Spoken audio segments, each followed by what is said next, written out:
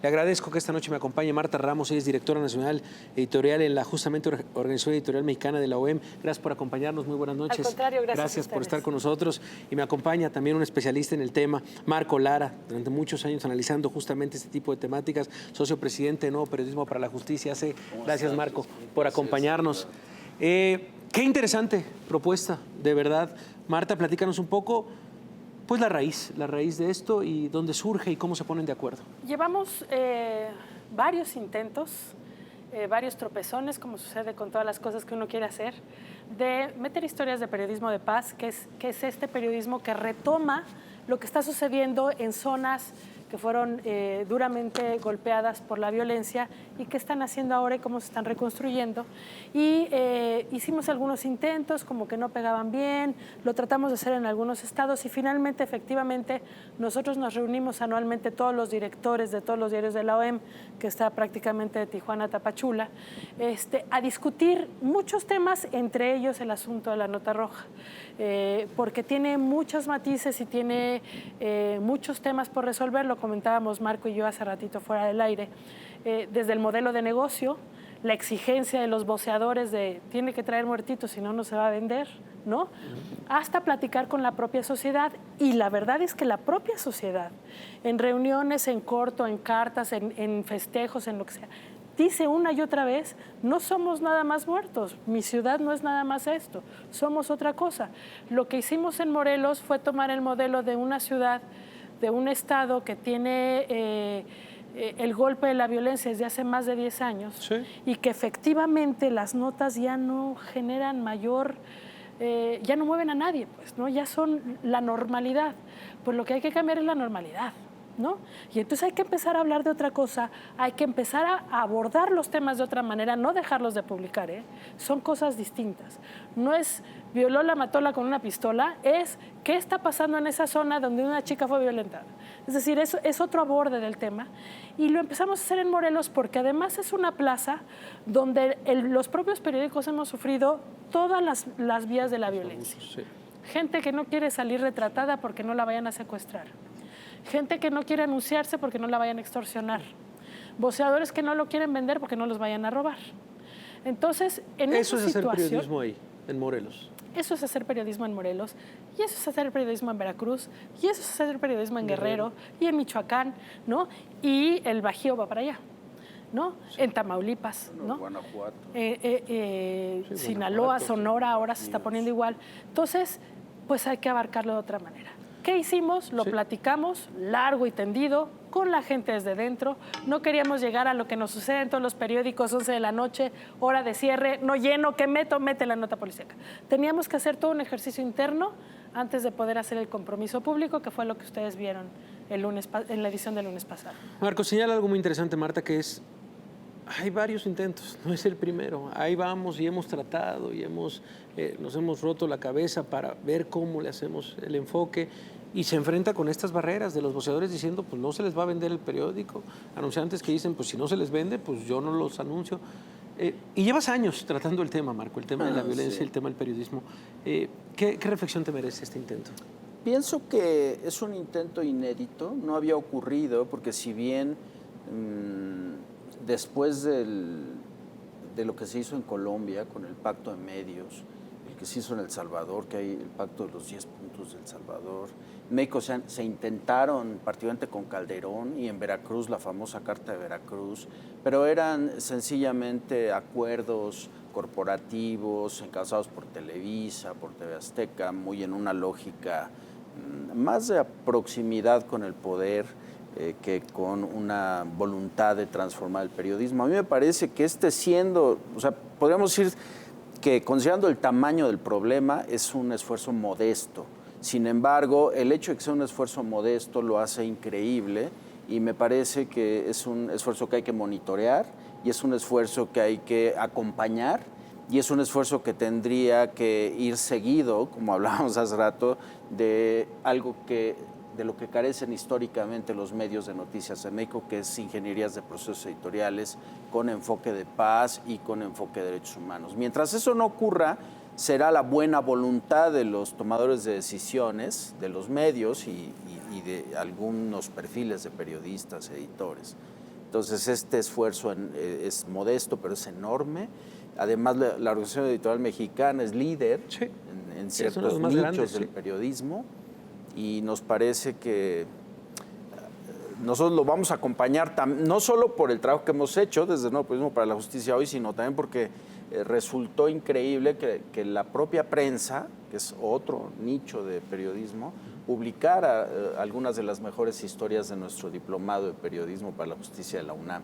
Increíble, y además tuvo un impacto increíble, y esas historias están hechas con perspectiva de derechos humanos y paz, y eso es inédito hasta donde yo entiendo. La prensa en específico, valdría decirlo, la prensa ha ido cambiando.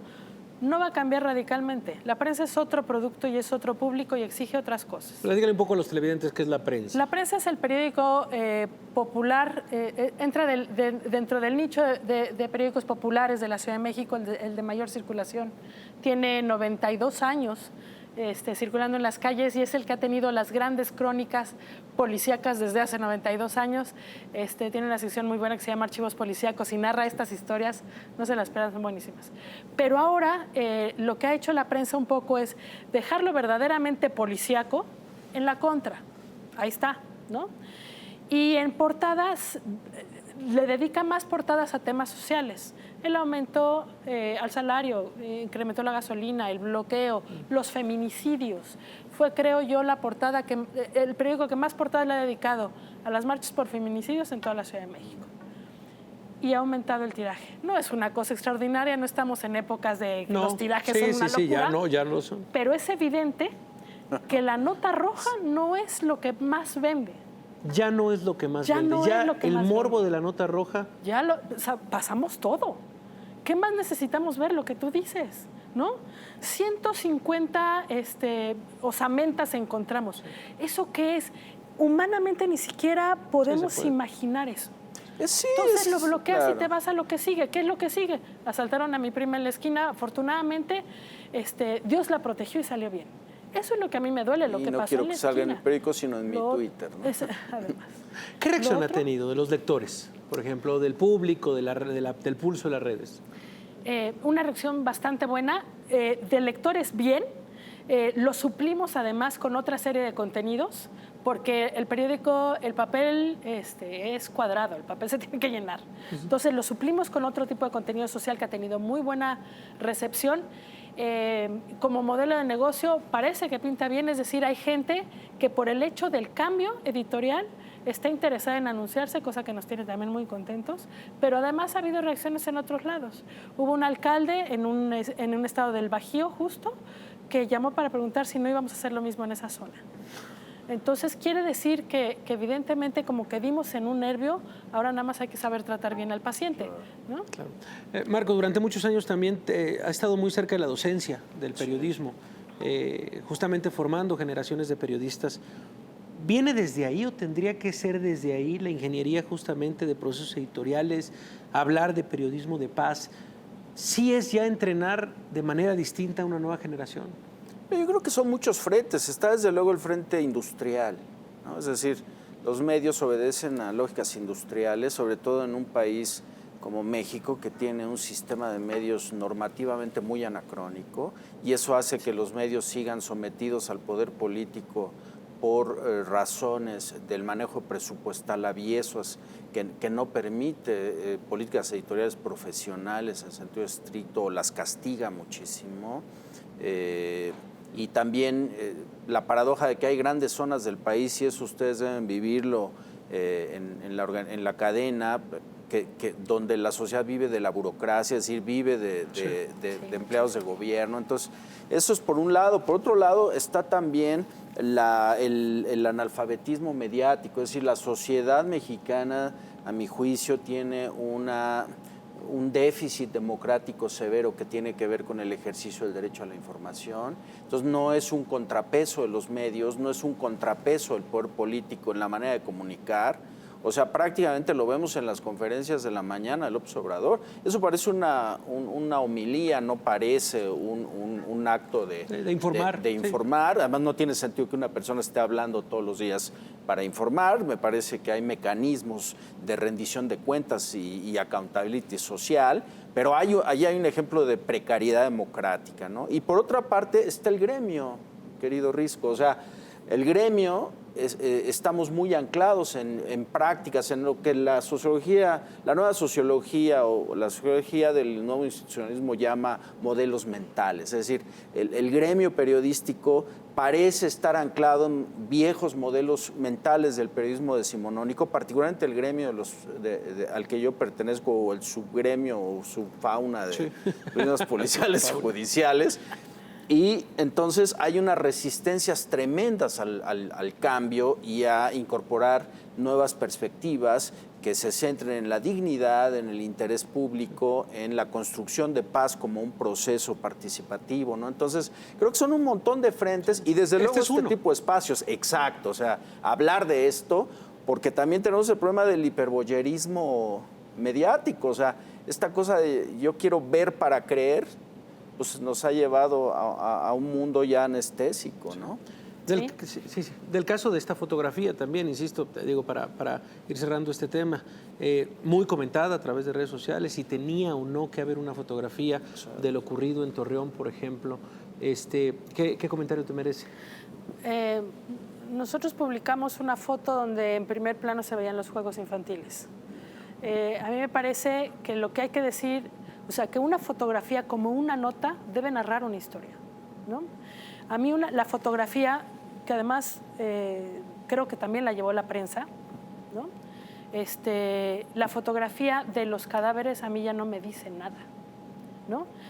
Cuando uno se pone a reflexionar sobre cuál fue lo dramático de lo que pasó en esa escuela sobre otras balaceras que suceden prácticamente cada 4 horas en Guanajuato, ¿no? La diferencia fue el niño. Entonces es el entorno infantil.